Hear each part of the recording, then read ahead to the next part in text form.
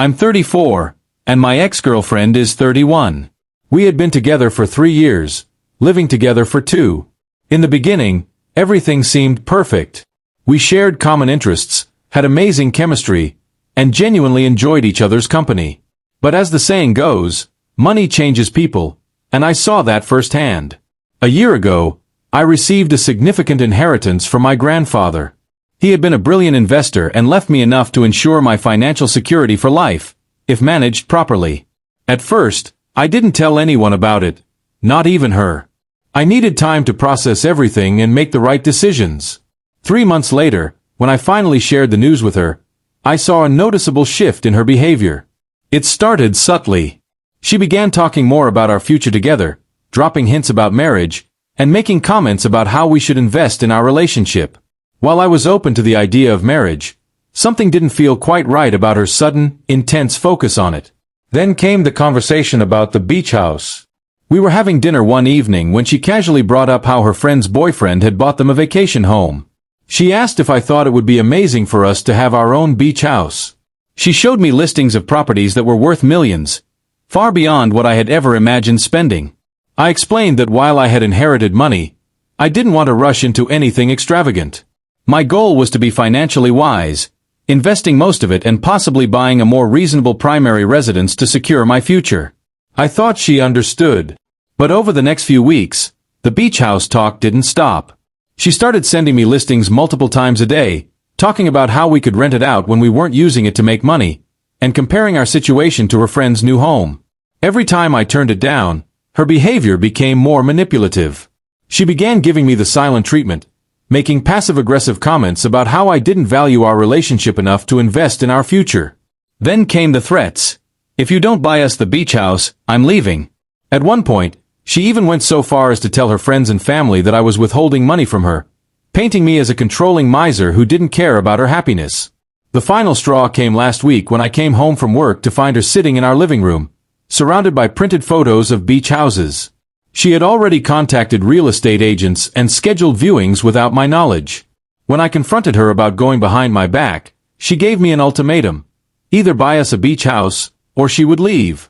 She crossed her arms and said, "I deserve this, and if you really loved me, you'd understand that. I've already told my friends about it, and they agree. If you can afford it but won't buy it, it means you don't care about making me happy." At that moment, as I looked at her, someone I thought I knew, yet who now seemed unrecognizable, I realized just how manipulative and entitled she had become. The manipulation, emotional blackmail, and shame tactics all came to a head in that instant. 3 years of memories flashed through my mind, but they were now tainted by the woman I was facing. Without hesitation, I calmly said, "Okay, if that's how you feel, let me help you pack your things." The look on her face was one of disbelief, as if she didn't expect me to stand firm. But I had reached my limit. Her expression was priceless, clearly caught off guard by my response. Her mouth opened and closed a few times as if searching for the right words. Finally, she sputtered, "You can't be serious. After everything we've been through." I didn't answer immediately, instead walking to the bedroom and pulling her suitcases from the closet. I started packing her clothes, my movements deliberate and calm. "Everything we've been through?" I repeated, my voice steady but cold. "You mean the 3 years where you pretended to love me for who I am? Only to show your true colors the moment you found out about my inheritance." She followed me, her voice rising in desperation. "That's not fair. I've always loved you. I just think we deserve nice things, and you're being selfish." I didn't pause in my packing, unfazed by her sudden shift in tone. "There's nothing to talk about," I said quietly, zipping up a suitcase. "You made your position clear. It's either a beach house, or you're leaving. I'm just helping you follow through with your decision." Her eyes narrowed, and she revealed the depths of her entitlement. She pulled out her phone and showed me social media posts she'd already made, boasting about our future beach house. To my astonishment, she had even started a wedding planning Pinterest board and informed her family that we were getting married. "Everyone's expecting this now," she said smugly, as if this was all somehow final. "What will people think when they find out you're choosing money over our relationship? Your family will think you're horrible for leading me on." I stopped packing and turned to face her, meeting her gaze with a cold, unwavering stare. "First of all, We were never engaged, I said. Second, I don't care what everyone thinks about how I handle my inheritance. And third, my family knows exactly who I am and how I feel about financial responsibility. She didn't relent. I already put down a refundable deposit on one of the properties, she confessed, holding her phone up as if to display some sort of victory. I used our joint account because I knew you'd come around once you saw how perfect it is. My heart sank, but I remained composed. I pulled out my own phone and checked our joint account. Sure enough, there was a $5,000 earnest money deposit, made just 3 days ago. But what she didn't know was that I had already seen through her recent manipulative behavior. I'd been planning to close the joint account for some time, having transferred most of my money out and leaving only enough for routine monthly expenses. You do realize that's illegal, right? I asked, my voice dangerously calm. You made a real estate deposit with joint funds without my consent. I could press charges for that. Her face paled, and she tried to recover. You wouldn't dare, she sneered. I'm your girlfriend. Not anymore, I replied, my tone final. And you have exactly 1 hour to call and cancel that deposit, or I'm calling the police and my lawyer. Tears welled up in her eyes, but I could see the manipulation behind them. I didn't fall for it this time. She saw that I wasn't budging, and her tears stopped as quickly as they had started, replaced by a cold, sharp anger. You think you're so smart, don't you? She hissed, her eyes narrowing with malice. I've been taking screenshots of our joint account for months. I'll tell everyone you agreed to the beach house purchase. It'll be your word against mine. I remained calm and pulled out my phone, playing a recording of our earlier conversation. Her voice rang out clearly, admitting to making the deposit without my consent. Her face went from smug to shocked as she realized I had prepared for this moment. I started recording our conversations after learning about the inheritance, I explained. My gut told me something wasn't right, and I'm glad I listened. You recorded me, she shrieked, her voice rising to an almost unbearable pitch. That's a violation of my privacy. We live in a one-party consent state, I replied coolly. And given what just happened, I'd say I was right to be cautious. Fuming, she stormed off to make the call to cancel the deposit, muttering curses under her breath. I continued packing, taking care to separate the items we had bought together. I was done with her games, and now, nothing would stop me from moving on. I could hear her in the other room, her voice shifting between sweetness and fury. She was either sweet-talking the real estate agent or threatening legal action when they mentioned the deposit return might take a few days. While she was busy with that, I took the opportunity to send quick messages to my family, explaining the situation before she could twist the story. I also posted a simple, yet clear, relationship status update on social media. Single. No drama, no details. Just that one word. Within minutes, her phone began to buzz with notifications. When she returned to the room, she was livid. The deposit will take 3 to 5 business days to return, she said. You need to transfer money into the joint account to cover upcoming bills. I calmly replied, no, I don't. I've already covered this month's bills.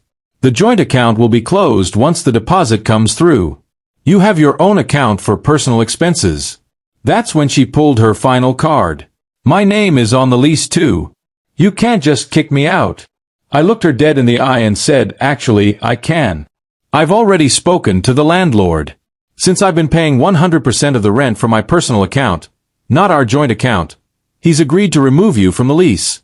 You have 30 days to find a new place, as required by law. I suggest you start staying with friends or family right away. She threw everything she could at me, threats of legal action, promises to change, accusations of emotional abuse, claims that I owed her for the years we spent together. When none of that worked, she tried to bargain. She offered to sign a prenup if we got married, suggested we look for cheaper properties, and even proposed taking a break before revisiting the beach house discussion in a few months. I stayed firm. The deposit will be back in the account within 5 business days. You have 30 days to move out.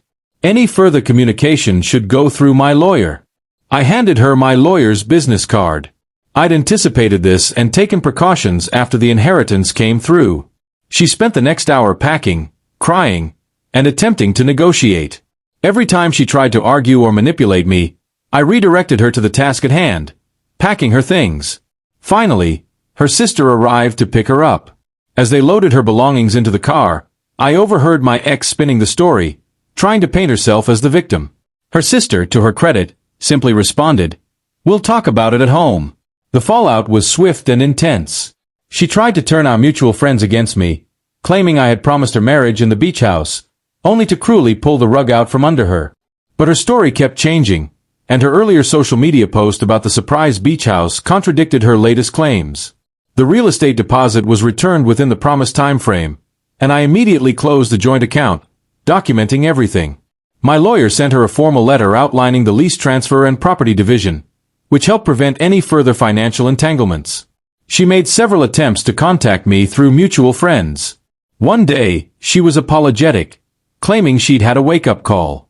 The next, she was threatening to expose me to future partners in our social circle.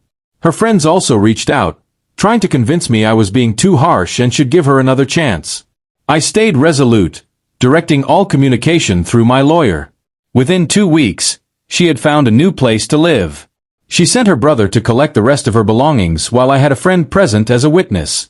Everything was documented and photographed, ensuring there would be no future disputes over missing items. The most satisfying moment came when she tried to tell people that she broke up with me because I was financially controlling. Her own social media, however, told a different story, one of her bragging about the upcoming beach house and plans for a wedding that had never been agreed upon. Several friends called her out on the contradictions, and she eventually deleted most of her social media accounts. In the end, my careful documentation and calm, assertive approach paid off. The lease was successfully transferred, the property was divided without legal issues, and the joint account was closed without complications. Her attempts to manipulate the narrative failed because she couldn't keep her story straight, and her own posts contradicted her various versions of the events.